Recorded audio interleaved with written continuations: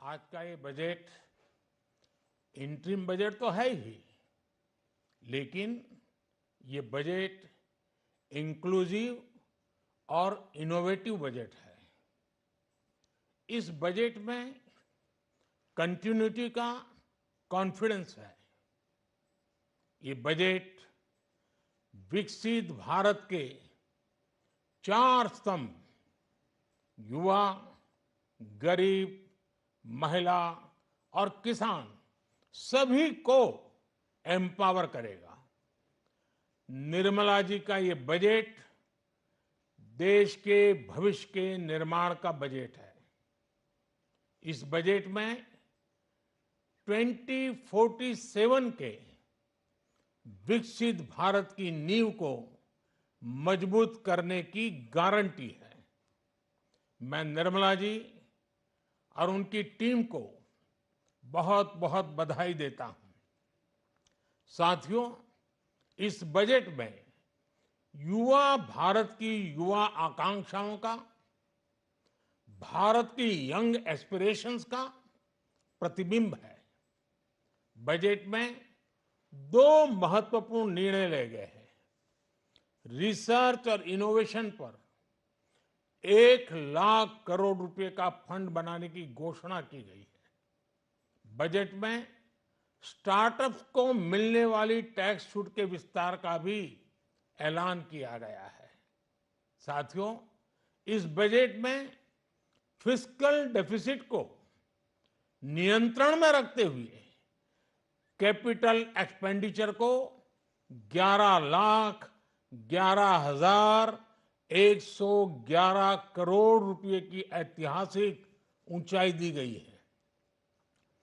अर्थशास्त्रियों की भाषा में कहें तो एक प्रकार से स्वीट स्पॉट है। इससे भारत में 21वीं सदी के आधुनिक इंफ्रास्ट्रक्चर के निर्माण के साथ ही युवाओं के लिए अनगिनत रोजगार के नए अवसर तैयार होंगे। बजट में वंदे भारत स्टैंडर्ड की 40,000 आधुनिक बोगियां बनाकर उन्हें सामान्य यात्री ट्रेनों में लगाने का ऐलान किया गया है। इससे देश के अलग अलग रेल रूट पर करोड़ों यात्रियों में आरामदायक यात्रा का अनुभव बढ़ेगा। साथियों, हम एक बड़ा लक्ष्य तय करते हैं, उसे प्राप्त करते हैं और फिर उससे भी बड़ा लक्ष्य अपने लिए तय करते हैं। गरीबों के लिए हमने गांवों और शहरों में 4 करोड़ से अधिक घर बनाए। अब हमने 2 करोड़ और नए घर बनाने का लक्ष्य रखा है। हमने 2 करोड़ महिलाओं को लखपति दीदी बनाने का लक्ष्य रखा था। अब इस लक्ष्य को बढ़ाकर 3 करोड़ लखपति दीदी बनाने का कर दिया गया है। आयुष्मान भारत योजना ने गरीबों की बहुत मदद की है। अब आंगनवाड़ी और आशा वर्कर, उन सबको इस योजना का लाभ मिलेगा। साथियों, इस बजट में गरीब और मध्यम वर्ग को एम्पावर करने, उनके लिए आय के नए अवसर बनाने पर भी बहुत जोर दिया गया है। रूफटॉप सोलर अभियान में 1 करोड़ परिवारों को सोलर रूफटॉप के माध्यम से मुफ्त बिजली प्राप्त होगी।